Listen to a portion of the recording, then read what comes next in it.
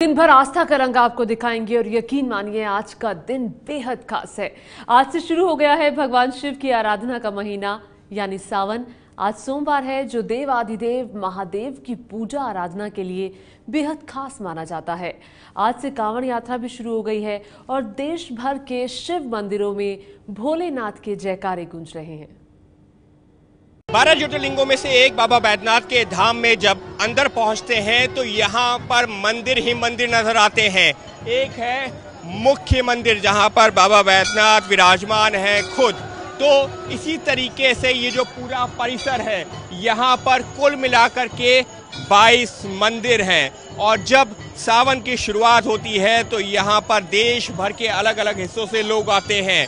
हर कोई बाबा बैद्यनाथ के दर्शन करना चाहता है और फिलहाल देख सकते हैं कि ये मंदिर परिसर में इस वक्त जो दृश्य है ये जैसे जैसे सावन का सोमवार और दिन आगे बढ़ते हैं ये लगातार संख्या बढ़ती ही जाती है, क्योंकि बाबा बैद्यनाथ के धाम में जो भी पहुंचता है वो यहाँ पर हर एक मंदिर के दर्शन तो करता ही है, लेकिन उससे पहले प्राथमिकता होती है बाबा बैद्यनाथ के दर्शन करने की, क्योंकि बाबा बैद्यनाथ का ये धाम 12 ज्योतिर्लिंगों में से एक है।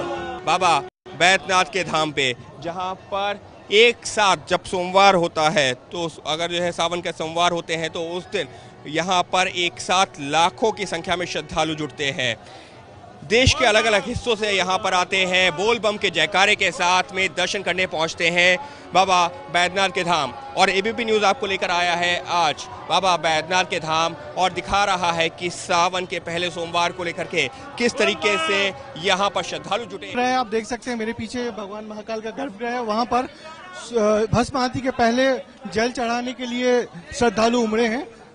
लंबी लंबी कतारें लगी हैं। सारे श्रद्धालु पहले यहाँ आते हैं, भगवान महाकाल को वो जल से अभिषेक करते हैं और उसके बाद भस्म आरती का जो प्रक्रिया है वो शुरू होती है। देश के 12 ज्योतिर्लिंगों में से एक भगवान महाकालेश्वर में जो भस्म आरती होती है उसकी प्रक्रिया यही है कि भगवान महाकाल को जगाया जाता है। जगाने के लिए सबसे पहले जल का अभिषेक किया जाता है। अभिषेक के बाद आप देख सकते हैं कि पंचामृत से उनका श्रृंगार किया जाता है। श्रृंगार करने के बाद एक बार फिर उनका जलाभिषेक करके जगाया जाता है और फिर उसके बाद अब श्रृंगार किया जाता है। आप देख सकते हैं भगवान महाकालेश्वर का जो शिवलिंग है उसका श्रृंगार किया जाता है। श्रृंगार करने के लिए अलग अलग तरीके होते हैं, हर रोज नए नए तरीके से श्रृंगार किया जाता है। इस वक्त यहाँ पर भांग से श्रृंगार किया जाता है। भगवान शंकर को जो भांग पसंद होती है उस वजह से उनका भांग का लेप किया जा रहा है। भांग के लेप से उनका श्रृंगार किया जा रहा है और इस श्रृंगार करने के बाद पूरी तरीके से सजाया जाएगा। जो पूरा गर्भगृह है उसको बहुत सुंदर तरीके से सजाया जाएगा। सजाने के बाद सबसे आखिर में जो भस्म होती है उस भस्म से श्रृंगार किया जाएगा। पहले ये समझा जाता था कि ये भस्म शमशान ग्रह की होती है, मगर ऐसा नहीं है।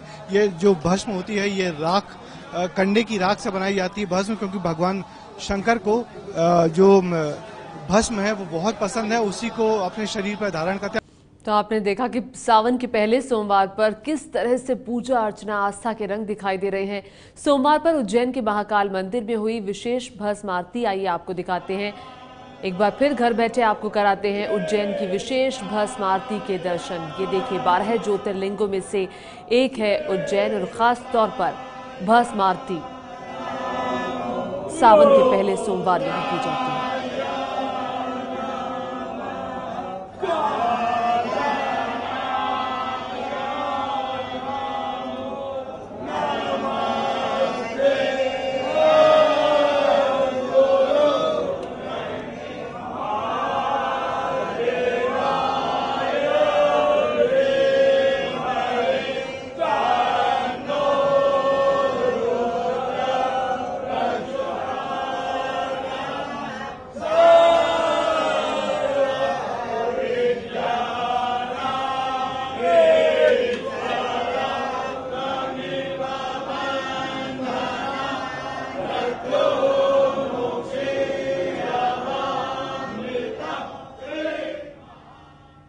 तो महाकालेश्वर मंदिर से विशेष भस्म आरती आपने देखी और आइए सावन के पहले सोमवार पर हम आपको घर बैठे करा रहे हैं ज्योतिर्लिंग के दर्शन और बिना वक्त गवाए सीधे आपको लिए चलते हैं उज्जैन, जहां हमारे साथ ब्रजेश राजपूत जुड़ गए हैं और देवघर से, जो कि देवघर 12 ज्योतिर्लिंगों में से एक है, वहां से अंकित गुप्ता हमारे साथ जुड़ गए हैं। सीधे पहले ब्रजेश के पास चलते हैं। ब्रजेश, क्या देख रहे हैं? सुबह सुबह आप विशेष पूजा अर्चना की जा रही है, लोगों का जो सैलाब है वो मंदिरों में उमड़ रहा है, दिखाइए।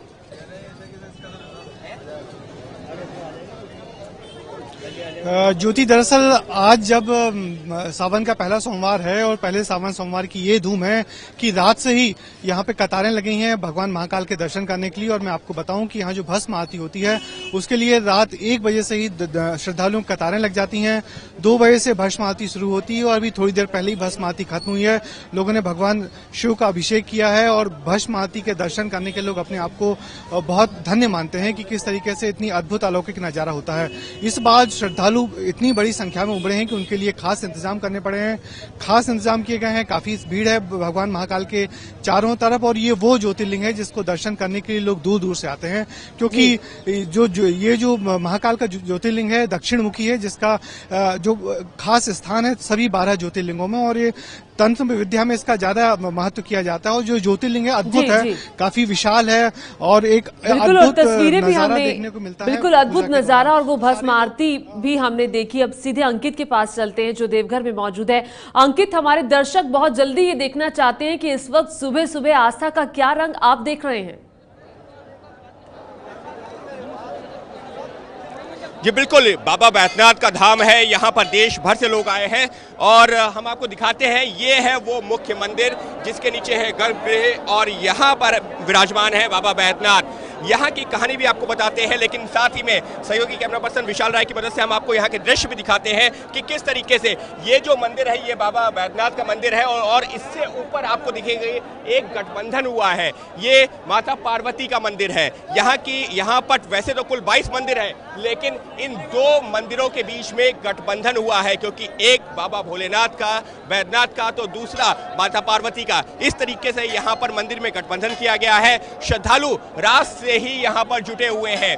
ये जो पूरा मंदिर परिसर है यहाँ पर कुल मिलाकर के 22 अलग अलग मंदिर हैं और श्रद्धालु देश के अलग अलग हिस्सों से आए हैं।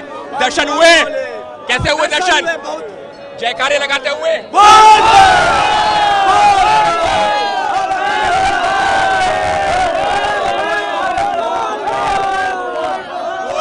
जयकारे हैं।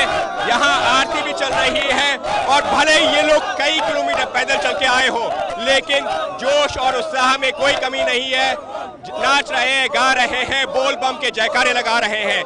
ज्योतिष के साथ ही मैं कुछ सेकंड और लूंगा आपको ये बताने के लिए कि यहाँ पर ये जो बाबा बैजनाथ को विराजमान हुए हैं इसकी कहानी जो जुड़ी है त्रेता युग से।